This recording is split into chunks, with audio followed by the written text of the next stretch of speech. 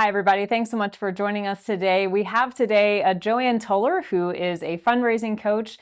She's somebody that we here at Click and Pledge have gotten to work with closely over the last few months. So it's been a real joy for us to get to know her and her work well. And so we wanted to take a few minutes to chat with her today to help you as our audience get to know her even better as well. So Joanne, thank you so much for joining us. Welcome. Thank you. If you would just want to introduce yourself and share a little bit more about your background and how you got to where you are now.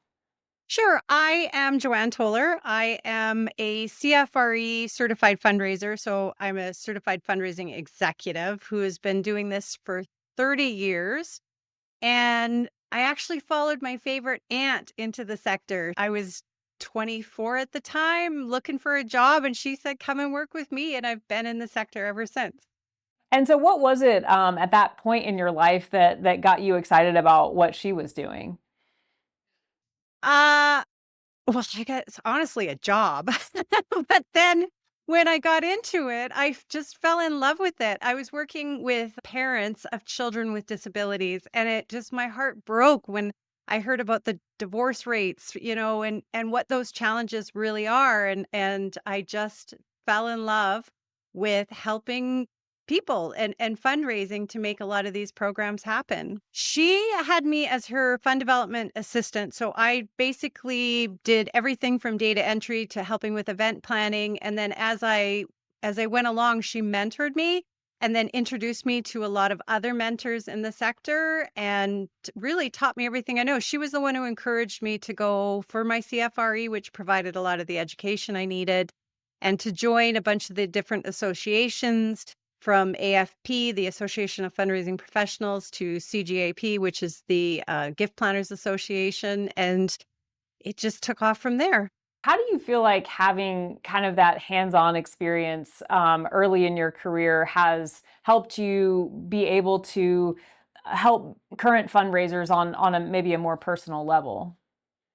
That's exactly why I'm doing what I'm doing right now is so a lot of the information can be very complicated, and I wanted to find a way to do what she did for me, and that's dumb it down so that I can understand it. Everything from explaining to me what cultivation is, what stewardship is. I mean, we throw these terms around a lot in the sector, but what do they really mean? What do I need to do?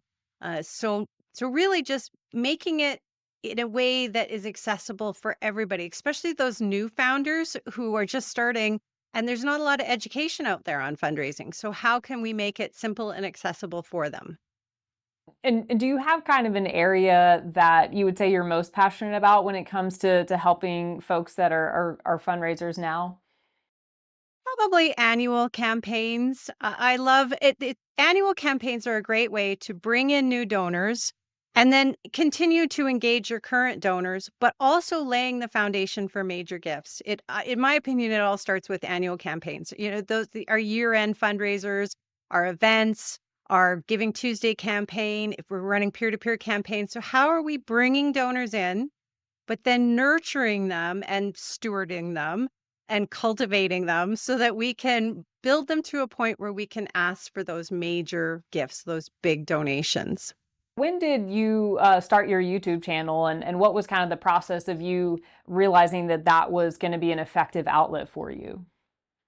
That was about 3, maybe 4 years ago now that I started that, and it was really just a way for me to help teach fundraising. I like to teach because it also helps me learn. When AI came out right around that time, I was able to dive into AI, and when you teach it, you learn it. So it was kind of a win-win. Win-win for all of the new nonprofits that are looking to gain some knowledge, and it's great for me because it keeps me fresh and it keeps me learning and it challenges me to stay kind of ahead of the curve on some of these things. And what has your experience having your YouTube channel been like in terms of it? Has it allowed for a lot of interaction with your followers? Definitely. Yes, I answer every comment, and I've met people all over North America and all over the world, really. And it's allowed me to truly understand what some of the challenges are and what it is that newer nonprofits are really looking for in terms of education, because again, there's not a lot of education out there. Would you say that there's a common theme amongst the challenges that a lot of them are facing? How do you get those first few donors? How do you really get off the ground and begin when you're a new nonprofit?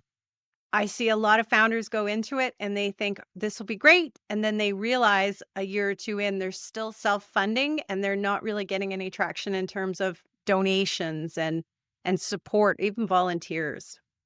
And I know for the nonprofit industry, as with many industries, burnout is certainly an issue. I think maybe more so for the nonprofit industry compared to a lot. What has it been that has kept you going in this arena, and what kind of advice do you have for folks who might be feeling like their wheels are spinning and they're not really making the difference they wanted to? Hmm. A- And I still burn out sometimes from it.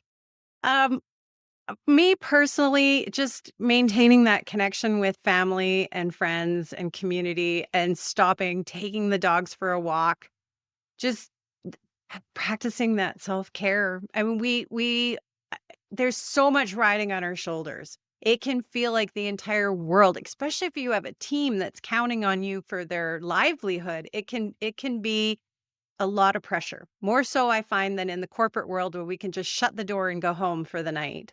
So really practicing those things that give us joy and bring us balance and just remembering at the end of the day that we are trying to change the world and I mean, in all honesty, a lot of the people that I work with are quite spiritual in nature. So we kind of go back to that, right? You're trying to do something that's good and amazing, and it will be what it's going to be. In terms of building your audience and who might benefit from the content that you're offering, just tell us what kind of things people could expect to find on your channel. Fundraising strategy, a lot of strategies for securing new donors, for maintaining those donors, for thanking those donors, just the whole entire gift process broken down into more bite-sized chunks. Well, I would like to take the opportunity to thank Click and Pledge. I have recommended you to many nonprofits. It's surprising how many are still using spreadsheets. And the first thing I say is, stop it. There's better platforms out there that can do so much more. All right, Joanne. Well, thank you so much for joining us. If you have not, to our audience, if you have not followed Joanne on YouTube, we would highly encourage you to subscribe to her channel. It's at Cause Specialist. There will be a lot of really helpful and insightful content for you there. Thanks so much for joining us. We'll see you soon.